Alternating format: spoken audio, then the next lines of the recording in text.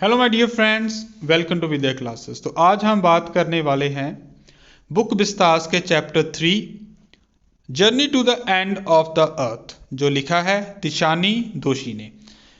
तिशानी दोशी का जन्म 9 दिसंबर 1975 को मद्रास में हुआ और वो एक इंडियन पोइट हैं, जर्नलिस्ट और डांसर भी हैं। उन्होंने अपने करियर में अब तक एक फॉरवर्ड प्राइज जीता था और उन्हें एक फेलोशिप भी मिली हुई है रॉयल सोसाइटी ऑफ लिटरेचर की तरफ से, जो उन्हें मिली थी 2023 में।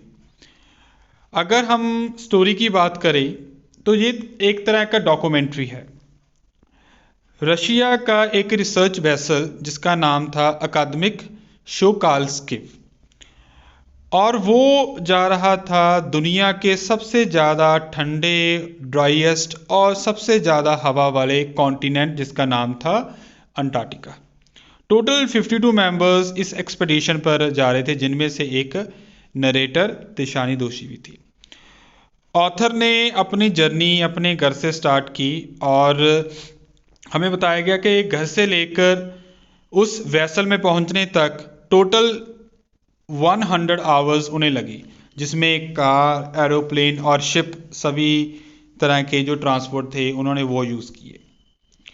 सो वो बोल रही है कि अगर हमें देखना है कि पहले क्या था, आज दुनिया में क्या है और आगे चलकर क्या हो सकता है, तो सिर्फ अंटार्कटिका ही है जो हमें बता सकता है। हमें बताता है कि अगर हम पहले हिस्ट्री की बात करें, जैसे स्टोरी के 3 पार्ट हैं, उनमें से है एक पार्ट ऑफ द हिस्ट्री। अगर हम हिस्ट्री की बात करें तो पहले क्या था, आज से 65 मिलियन ईयर्स पहले गोंडवाना लैंड था, बहुत ही बड़ा पार्ट था। वो था यूनाइटेड साउदर्न सब कॉन्टिनेंट, और जिसमें अंटार्कटिका और इंडिया एक ही जगह पर हम मान सकते हैं। इमेजिन करना भी मुश्किल है कि कैसे अंटार्कटिका कॉन्टिनेंट और इंडिया, जो कि एशिया कॉन्टिनेंट में है, कैसे एक साथ होंगे। और गोंडवाना लैंड अंटार्कटिका के बिल्कुल बीचों बीच है। बट इंसान जब से धरती पर आए हैं तब से जो वेदर है वो लगातार गर्म होता जा रहा है। 500 मिलियन साल पहले गोंडवाना पर बहुत से पेड़ पौधे और जानवर थे जो अब अलोप चुके हैं। जब मैमल्स फर्स्ट टाइम धरती पर आई तो जो जगह थी वो अलग अलग पार्ट्स में डिवाइड हो गई। ये वो वाला समय था जब डायनासोर जो थे वो खत्म हो गए थे, और उसके बाद क्या हुआ, धीरे धीरे ये जगह छोटे छोटे पार्ट्स में डिवाइड होने लगी। कोई अंटार्कटिका बन गया, कोई एशिया बन गया। ओके, सो इस ट्रिप का मेन गोल क्या था? सबसे बड़ा ये है कि ये एक्सट्रीम वेदर में जाना, इसका मेन पर्पस क्या था? इसका मेन पर्पस था लर्न करना कि संसार कैसे बना, अलग अलग देश कैसे बने, कैसे इंडिया एशिया में आया, जो पहले अंटार्कटिका और इंडिया का जो लैंड था एक ही जगह पर था, कैसे हिमालयस बनी। सो ये सब चीजें हमें इस चैप्टर में से पता चलती है।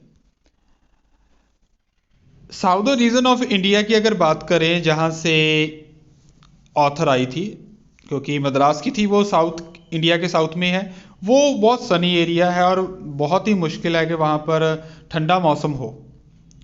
अंटार्कटिका पर जब वो आई तो उसे डर भी लग रहा था एक कि मैं एक गर्म माहौल में आ रही हूँ और मैं सबसे ठंडे इलाके में जा रही हूँ, तो कैसा होगा।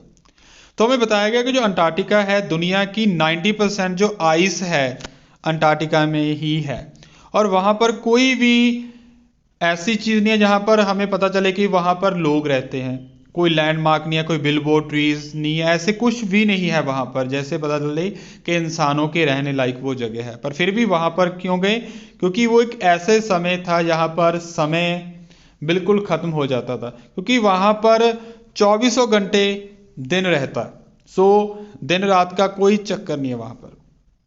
सबसे ज़्यादा ड्राई प्लेस भी है क्योंकि बारिश नहीं होती वहाँ पर, और विंडी ऐसा हवा बहुत ही ज़्यादा तेज़ वहाँ पर चलती है। वहां पर कुछ हमें छोटे छोटे इंसेक्ट्स दिख जाते हैं, हमें वेल्स, क्योंकि समुंदर है, पानी है, वहां पर वेल्स भी हमें दिख जाती हैं और सील्स भी मिल जाती हैं, जहां पर सिर्फ ये चीजें हैं जो आमतौर पर वहां पर होता है। वैसे शांति रहती है, बट कभी कभी एवलांच होता है, जब तूफान आता है बर्फ का, तब वहां पर थोड़ा सा शोर होता है, अदरवाइज वहां पर बिल्कुल शांति रहती है। ये तो थी हिस्ट्री की बात। अगर हम बात करें ह्यूमन इम्पैक्ट की, ये सेकंड पार्ट है। ऑथर के अकॉर्डिंग इंसान को धरती पर आए बहुता टाइम नहीं हुआ, 12,000 साल पहले धरती पर आए थे, पर जब से धरती पर इंसान आया है उसने यहाँ पर कोहराम मचा के रख दिया। इंसान की वजह से ही कितनी ही स्पीसीज, कितनी ही प्रजातियां जो है जीव जंतुओं की, पेड़ पौधों की, उन्हें चैलेंज फेस करना पड़ रहा है सर्वाइवल के लिए, और वो खत्म हो रहे हैं, बहुत बुरी तरह से प्रभावित हो रहे हैं सिर्फ और सिर्फ इंसानों की वजह से। क्योंकि इंसान जब से आए उन्होंने कार्बन डाइऑक्साइड बहुत ज़्यादा मात्रा में प्रोड्यूस कर दी है, और बहुत ही तरह का फॉसिल फ्यूल जलाकर कार्बन मोनोऑक्साइड या और गैसेस को बहुत ज़्यादा रिलीज किया, जिससे टेम्परेचर बढ़ रहा है, ग्लोबल वार्मिंग हो रही है, क्लाइमेट चेंज हो रहा है और बर्फ पिघल रही है, जिसकी वजह से बहुत ही ज़्यादा प्रॉब्लम इंसानों के आने के बाद इस धरती पर, स्पेशली अंटार्कटिका में हो गई है। और जो ये प्रोग्राम था, उस प्रोग्राम का नाम था स्टूडेंट ऑन आइस। इस प्रोग्राम के तहत 52 मेंबर्स इसमें आए। ये जो प्रोग्राम था जॉफ ग्रीन की डायरेक्शन के अंडर ही था, और पिछले 6 सालों से वो ये इनिशिएटिव चला रहे। वो चाहते थे कि मेरे पास यंग स्टूडेंट्स जाएं, ना कि हमें कोई सेलिब्रिटी चाहिए, कोई नहीं चाहिए, कोई बीमार इंसान नहीं चाहिए, हमें सेहतमंद स्टूडेंट्स हमारे साथ चले, क्योंकि उन्होंने ही आगे चलकर सरकार चलानी है, उन्होंने ही अफसर बनना है। अगर उनको पता चलेगा कि हमारा पास्ट क्या था, अब क्या है, फ्यूचर क्या हो सकता है, तो वही लोग हैं जो शायद इस समाज को बेहतर बना सकते हैं। इसलिए वो 52 मेंबर्स जो कि स्टूडेंट थे, यंग थे, सभी को यहां पर लेकर गए थे। और राइटर हमें बता रहा है कि एनवायरनमेंट में बहुत सी चेंजेस ऐसी आ चुकी हैं जिनको हम रोक नहीं सकते, और बोल रहा है कि घर में बैठकर हम नहीं देख सकते, हमें घर में बैठे सब कुछ अच्छा लगता है। अगर हम अंटार्कटिका में जाए, जब देखें वहां पर बर्फ पिघल रही है, उसी बर्फ पिघलने की वजह से पता नहीं क्या क्या कुछ हो सकता है, वो सिर्फ हमें तब रियलाइज होगा जब हम यहाँ पर आकर अपनी आंखों से देखेंगे। और ग्लोबल वार्मिंग से बहुत ज़्यादा नुकसान इस धरती को हो रहा है। जैसे हमें एक एग्जाम्पल दी गई है, एक फाइटोप्लैंक्टन नाम का एक वीड है, जो कि समुद्र में रहने वाले जीव अंटार्कटिका में जो हैं उनके मेन फूड सोर्स है। जब से ग्लोबल वार्मिंग हुई है तब से ग्लेशियर पिघल रहे हैं अंटार्कटिका के, और उसके पिघलने से फाइटोप्लैंक्टन बहुत बुरी तरह प्रभावित हो रहा है। उसने बताया, राइटर ने बताया, अगर फाइटोप्लैंक्टन ऐसे ही प्रभावित होता रहा तो इसका सीधा सीधा प्रभाव पड़ेगा मरीन लाइफ पर, पानी में रहने वाले पेड़ पौधे, जीव जंतु और उनको खाकर जीवित रहने वाले पंछी, वो सभी प्रभावित हो गए। अगर वो प्रभावित होया तो चेन सिस्टम डिसरप्ट हो जाएगी, और चेन सिस्टम, अगर फूड चेन सिस्टम डिसरप्ट हुई तो उसका नुकसान पूरे संसार को झेलना पड़ेगा। सो ये था, इंसानों की वजह से देखो कितना नुकसान हो रहा है। उसके बाद जो थर्ड पार्ट है, वॉक ऑन द ओशन।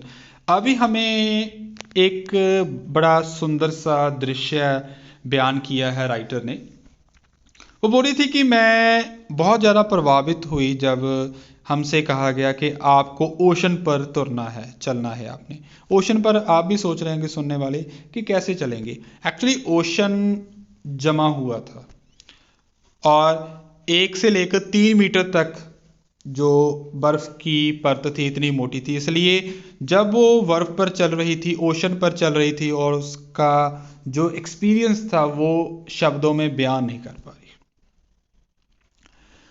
वैसे तो जो शिप थी उसको आगे लेकर जाना था, बट क्या था, शिप जब बर्फ की मोटाई ज़्यादा होगी तो शिप आगे नहीं जा सकी, इसलिए उसके बाद उनके इंस्ट्रक्टर ने, जियोफ ने बोला कि आपको अब पैदल चलकर जाना है। और जो 52 मेंबर हैं, 52 मेंबर्स हैं, वो बर्फ़ के ऊपर गए और उन्होंने देखा कि कितनी मोटी परत है, कम से कम 1 मीटर की तो है ही है। और वहाँ पर उन्होंने और क्या क्या देखा, वहाँ पर क्रैब ईटर सील्स देखे, सील्स जो कि क्रैब को खाकर अपनी ज़िंदगी बीत रहे थे। एक जानवर है ये, और वो ना ऐसे खुलेआम जैसे आवारा कुत्ते होते हैं, वो कहीं पर भी बैठकर ऐसे अंगड़ाइयाँ लेते हैं, पूरा एंजॉय करते हैं, वैसे ही सील्स करते दिख रहे थे। सब कुछ ना राइटर को लग रहा था सभी कुछ एक दूसरे के साथ कनेक्टेड है।